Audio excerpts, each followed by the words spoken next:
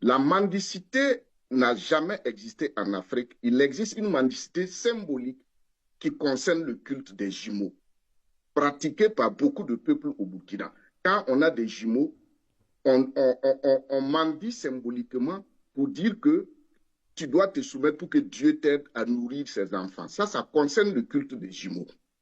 Maintenant, cette mendicité que nous voyons aujourd'hui est venue avec l'islam. Et quand on parle, les gens disent que le Coran ne dit pas, on se réfère au Coran. Ce n'est pas vrai. On dit que c'est la religion de paix. Mais nous, Africains, qu'est-ce qu'on n'a pas vécu avec les conquêtes arabo-musulmanes pour qu'on nous impose des pratiques comme ça? Et ce que je suis en train de dire, qu'est-ce qui a fait partie Amadou Dia au Sénégal? Amadou Dia s'était levé contre ce phénomène. Les maîtres marabouts utilisaient les talibés pour cultiver les champs d'arachide. Il avait voulu réformer et ça a été l'une des causes même que la communauté musulmane l'a lâché. Donc aujourd'hui, qu'est-ce qui se passe?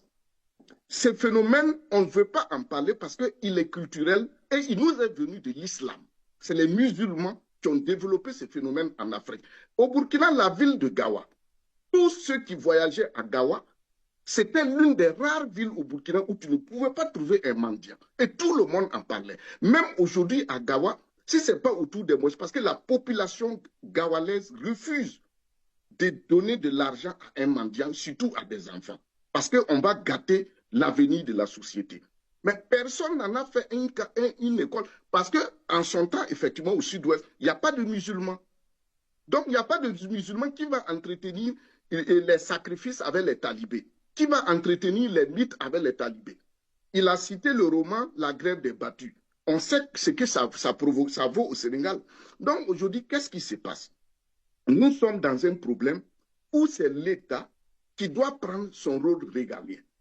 Les maîtres coraniques dont on parle, mais il faut se prendre au sérieux. On ne peut pas prendre les enfants dans un pays, aller confier à un individu. Il s'assoit avec les enfants, il n'a pas de ressources, il n'a pas d'école, il n'a pas de toit même. Et on dit que c'est pour les éduquer. Pire que c'est la religion. Quelle éducation spirituelle, morale, on peut donner à un enfant qui n'a pas de toit pour dormir et il est là. Et c'est les mêmes religions qui ont combattu les initiations qui formaient les gens. Donc aujourd'hui, nous voici face à un phénomène où c'est l'État seul qui peut prendre.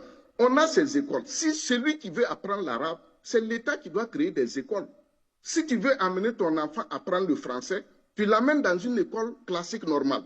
Tu veux l'amener à apprendre l'arabe, tu l'amènes dans une école classique arabe normale. En ce moment, l'État a déjà construit des écoles. Nos États en Afrique noire sont irresponsables. C'est pourquoi vous voyez ce qui se passe au Soudan. Où on vient, on dit que c'est l'arabisation, ça crée des guerres atroces. Aujourd'hui, au Burkina, nous aussi, on parle comme ça. On va nous dire que nous sommes contre l'islam. Moi, j'étais chef d'État aujourd'hui au Burkina. C'est un décret qui est pris. Tout est fermé. Celui qui a son enfant, en ce moment, j'ai construit des écoles où on peut apprendre l'arabe comme on apprend le français dès le CP1. On n'a pas besoin d'aller enseigner un enfant dans la rue comme ça. Regardez ces enfants-là. Qui paie démographiquement, c'est l'État.